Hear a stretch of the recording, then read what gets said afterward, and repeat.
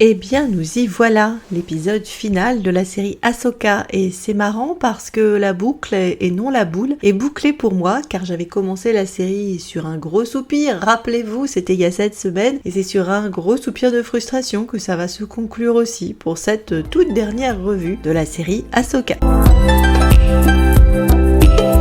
Bonjour, bienvenue sur Décalé. Si je vous dis que c'est un épisode à 2 sur l'échelle bras croisés d'Ahsoka, je peux retourner me coucher ? Non ?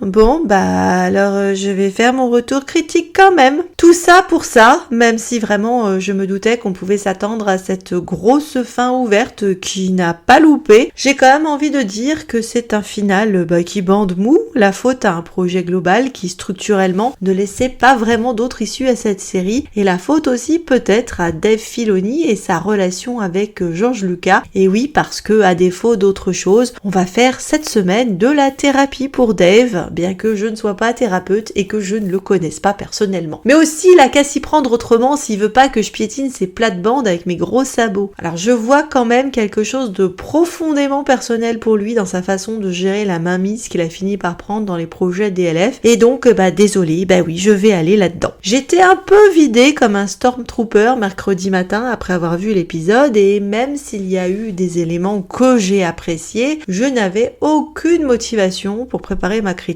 Et je ne dirais pas que j'en ai davantage aujourd'hui au moment où j'enregistre, mais si je continue à prendre du recul là-dessus, je n'aurai pas grand-chose à dire, parce que même s'il y a quelques noisettes, c'est un épisode que je trouve en fait assez pauvre, et où vous le sentez, je vais avoir plus de coups de gueule que de coups de cœur. Le principal coup de gueule, et sur lequel je vais insister, sur mon analyse du rapport personnel complexe que Filoni entretient avec son mentor et l'œuvre de celui-ci, et bien sûr la tarte à la crème que représente coucou le revoilou, le petit sparadrap, c'est-à-dire Anakinou. Délivrez-nous d'Anakin est ma prière quotidienne, même si je sais malheureusement que cette présence sur la dernière image de la série va probablement faire entrer plein de monde en pamoison. Je suis ravie pour eux, et me valoir en commentaire quelques pavés sur le fait que j'ai rien compris à Star Wars.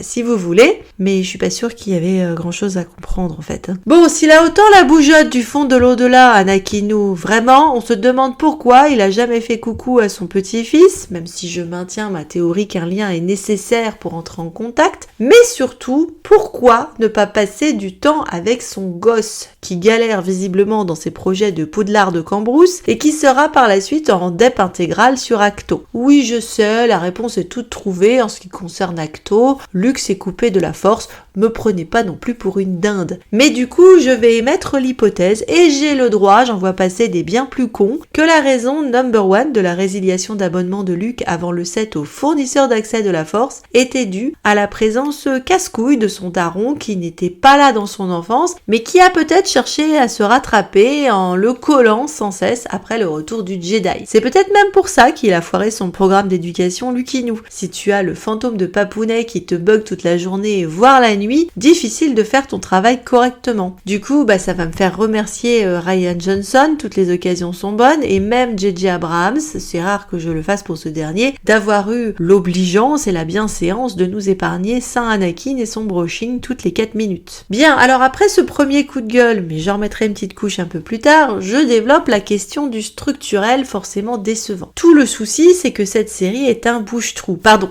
je reformule. Un maillon dans la chaîne complexe des différentes séries ou différents contenus qui sont censés se combiner vers le projet du film bouquet final de Monsieur Dave Filoni. Bouquet final ou fourre-tout, on aura l'occasion d'en reparler, parce que j'ai quand même le sentiment que le tour que ça prend confirme pour moi des dérives embêtantes plutôt qu'autre chose. Le problème, c'est que Pépère est dans le teasing, le préliminaire, et que, because projet final, il peut pas conclure. D'où frustration, et pas étonnant que ça bande mou. Je vais vous donner une autre image. Imaginez que vous êtes invité à la boum de Filoni. Le décor est super cool, il y a les petits plats dans les grands, il y a des cahuètes, du champomis comme il faut, les invités hyper sapés se pointent les uns après les autres, mais le hic, c'est que personne ne se décide à se lancer sur le dance floor et tourne vaguement autour du buffet, tandis que quelques-uns restent sur les sièges à tenir les sacs des copines qui vont aux toilettes. Et en plus, il y a régulièrement papa qui vient vérifier que tout se passe bien.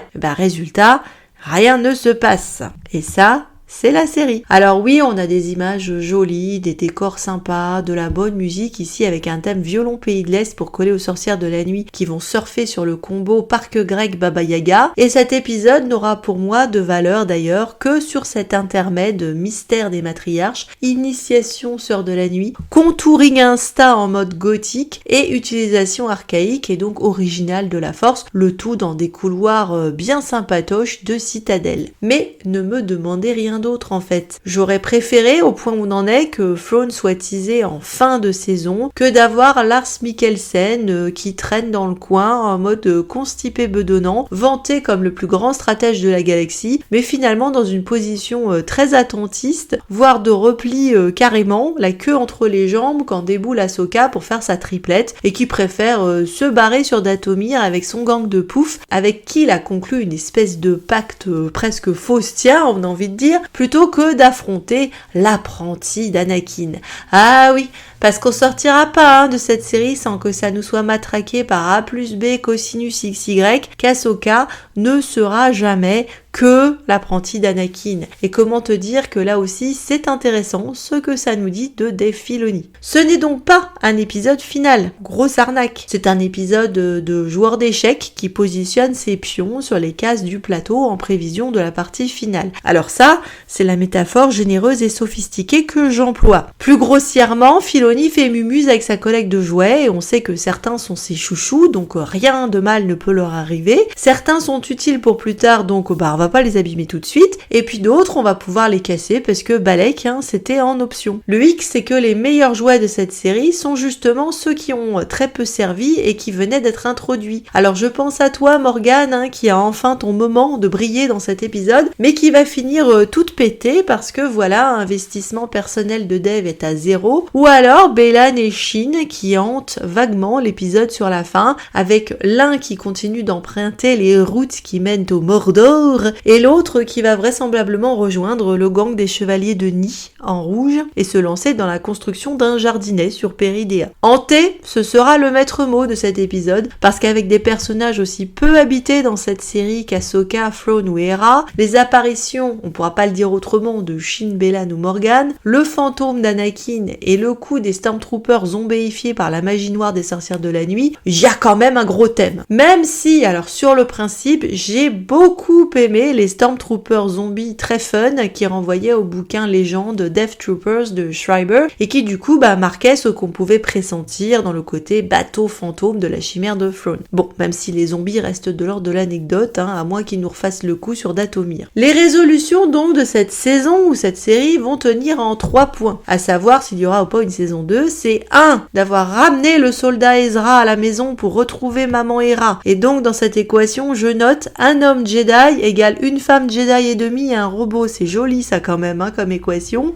2. Sabine à la force, ce dont je me fous, parce que c'est vrai qu'on nous a suffisamment teasé, et puis personnellement ça me dérange pas du tout que tout le monde puisse finir par maîtriser la force dans Star Wars, parce qu'après tout, la force elle est censée être partout. 3. Ahsoka va enfin sortir de la solitude, ce qui était un autre thème, puisque Sabine, ayant ramené Ezra, elle va maintenant pouvoir prendre sa place en tant que disciple aux côtés d'Ahsoka. Même si j'ai quand même crispé un chouïa sur la petite insinuation volée à l'arc de la Dyad qu'Ahsoka a peur de former Sabine car elle craint son potentiel. Alors touchez pas à Kylo s'il vous plaît, alors à moins que vous en fassiez quelque chose d'intéressant et que vous me le rameniez, ne touchez pas. Pour le reste, tu sauras rien du gros plan machiavélique de Thrawn, mais au vu de ses succès sur Peridea, à part qu'il avait besoin qu'on vienne le chercher dans sa zone parce qu'il avait épuisé son crédit 4G, c'est pas un bilan de ouf. Ce que cherche Baylan à part le 06 de Peter Jackson, t'en sauras rien, etc., etc. Et puis pour Ahsoka et Sabine, qui du coup se mettent à la colle avec les Bernard l'Ermite, j'ai bien noté au passage la présence dans le fond de Morai, le convor qui veille sur Ahsoka depuis l'arc de Mortis et qui donne peut-être une indication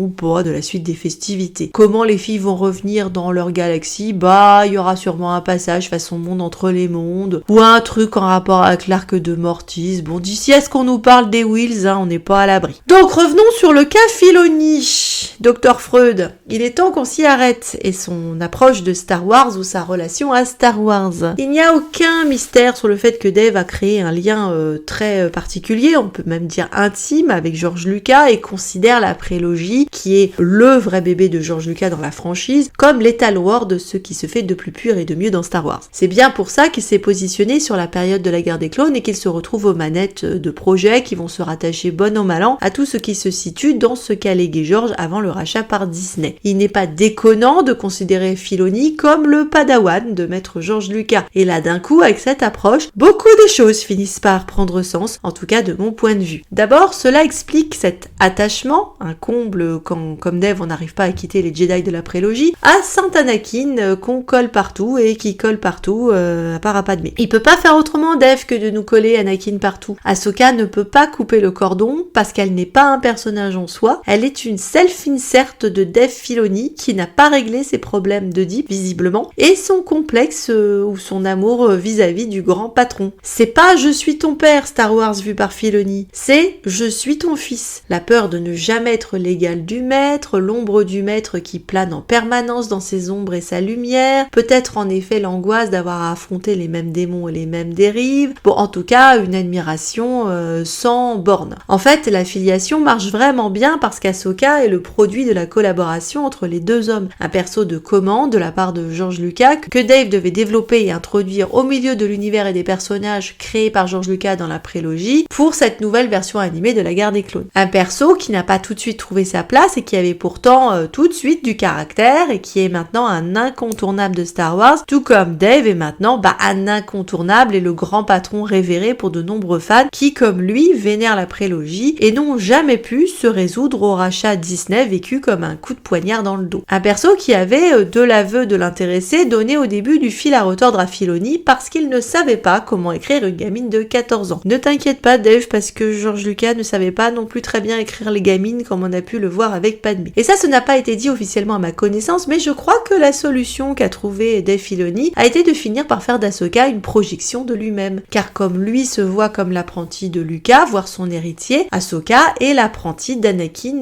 / Vador. Il s'est pas projeté sur Luke, car Luke n'a pas été élevé ou formé par son père. Alors qu'Ahsoka, elle va côtoyer Anakin pendant son heure de gloire, si on peut dire. Fatalement, Anakin n'aura rien eu à voir avec l'éducation et la formation de ses enfants biologiques dont il a longtemps ignoré l'existence. Ahsoka n'est pas le bébé biologique d'Anakin non plus, parce que c'est une ado qui lui est tombée dans les pattes, tout comme Dave était quand même un grand garçon, plus de 30 ans, je le rappelle, mais certainement un ado dans sa tête, quand il a rencontré George Lucas. Et il n'est pas son fils biologique, mais un héritier de sa démarche intellectuelle ou de sa vision pour Star Wars. Le plus marrant, c'est que George, c'est pas Anakin en fait, George Lucas, son self-insert, lui c'était Luke. Donc voir Filoni faire de Lucas Anakin, ça en dit long aussi sur le glissement qui a eu lieu. Perso, je suis pas convaincue que George ait formé sciemment et à dessein Filoni pour en faire son fils spirituel et héritier de la mystique Star Wars et sa vérité profonde, une espèce de cheval de Troie au sein de Disney Lucasfilm. Qu'il y ait de l'amitié, de la complicité et du respect entre les deux hommes, ça me paraît assez évident, encore que je suis pas dans les secrets d'État après tout, mais c'est vrai par contre qu'on aime bien nous rabâcher par voie officielle, comme Jon Favreau le fait par exemple, que ce lien de filiation spirituelle existe bel et bien. Par contre, que Dave se voit comme le rédacteur d'un évangile selon saint Dave de la bonne parole du prophète Lucas, voire de Dieu le Père, toujours garder l'image fondatrice du Mandalorien en tête, ça aussi ça en dit très long, pour moi c'est clair. C'est à son honneur quand même qu'il garde humilité face au créateur, mais c'est également le problème. Comme Ahsoka est renvoyée à son statut de disciple d'Anakin, qu'elle part quasiment de toutes les vertus en tant que mentor, Dave ne cesse dans ses déclarations de décrire George comme un maître absolu, de parler de son génie, et tout comme il faut sauver l'image d'Anakin démonisé en Vador, qu'Ahsoka ne cesse de répéter qu'elle ne va pas l'abandonner, il est possible que Dave, de manière plus ou moins consciente, s'imagine en redresseur de tort, en chevalier blanc de George qui a bouffé sa race sur la prélogie, ne pas l'oublier, a été agonie d'injures en tout genre, démonisé par les fans qui l'encensaient autrefois, et surtout a été évacué concrètement de tout regard sur la franchise après le rachat par Disney. Contrairement à Pierre, Filoni va pas trahir le Messie dans ses heures les plus sombres. Le coq il peut chanter 3 fois, la souris peut couiner, George Lucas forever baby. Du coup, dans le spectre d'une Ahsoka qui aurait peur de devenir comme Anakin,